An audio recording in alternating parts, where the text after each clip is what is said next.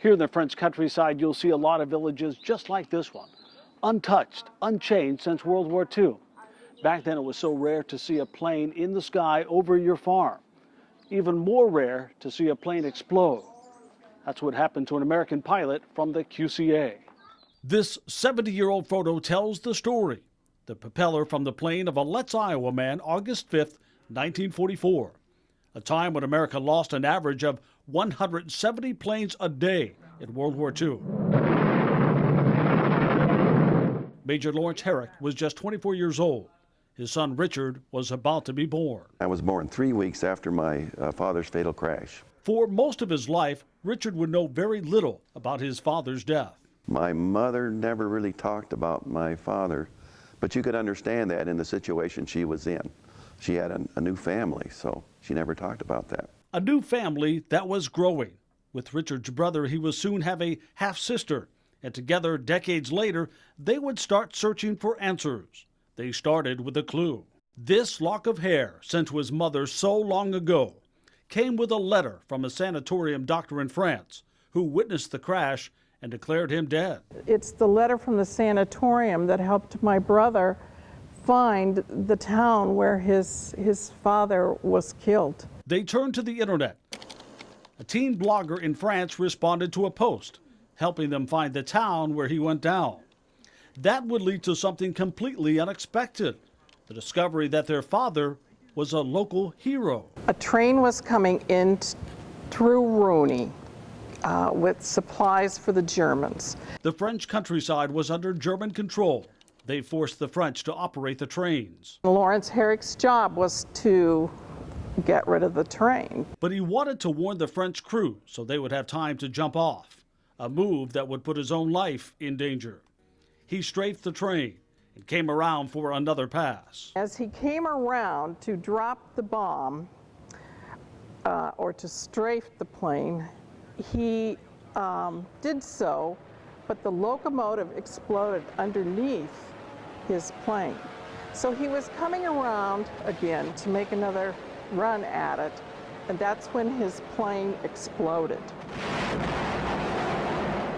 Both the train and plane exploded. Farmers in the fields watched it all unfold and rushed to the scene. Many people ran to that area and did pick up the plane parts, but they moved his body to a farm home. They wanted to protect the pilot's body before the Germans got there.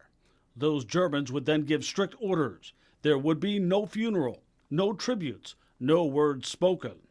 But the townspeople risked their lives and defied those orders. There was a man from Rooney who walked by the German soldiers and went in there and gave a small service. And it did not end with him laid to rest. The Herrick family would soon discover that this small town would celebrate and honor the American pilot, not just in the days that followed, but for decades to come. There's a plaque at the square,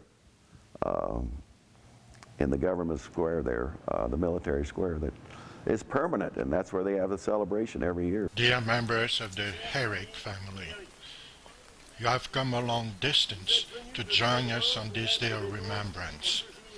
It is an honor for us to welcome you to this ceremony in memory of Major Lawrence Herrick. The family was invited to attend VE Day, Victory in Europe, May 8th. They toured the sites, celebrated, and met the families who lived through and passed down every detail from that day, including a farmer who was just a boy who ran to the scene.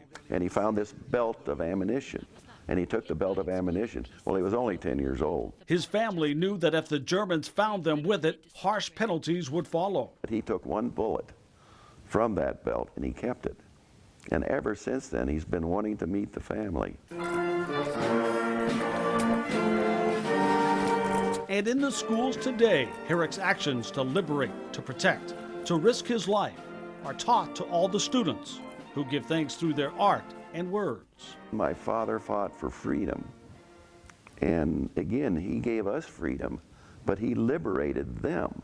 There can be no other place on earth for us like Rooney, France, because my brothers found a father that they never knew. And now, even though they don't get to see him personally, they know that his story lives on. And back home, in the Letts Library designed by his son, these photos tell the story here too. Just down the street, his body, returned after the war, rests in a small, quiet cemetery surrounded by the growing corn. A life lived and lost, but a legacy that will always be shared in two small towns so far apart. We honor the memory of Major Lawrence Herrick, whom we will never forget. And being here in person, getting a real sense of the history and how the French feel about the Americans who gave their lives back to them after they drove the Germans away. Tomorrow night, a man who fought here off the coast of Normandy as part of the historic D-Day invasion. I'm Gary Mativier, KWQC TV6 News, reporting from France.